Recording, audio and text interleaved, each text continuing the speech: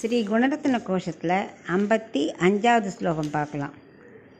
தசசதபாணிபாத வதனாக்ஷி முகைரகிலைः அபி நிஜ வைஸ்வரூப்ய விபவைः அனுரூபகுணைः அவதரணசதைश्चरशयन् கமிதா கமலே க்வசனஹி விப்ரமப்ரமிமுகே வினிமஜ்ஜதித்தே. இப்போ இதுக்குள்ள அர்த்தத்தை பார்க்கலாம்.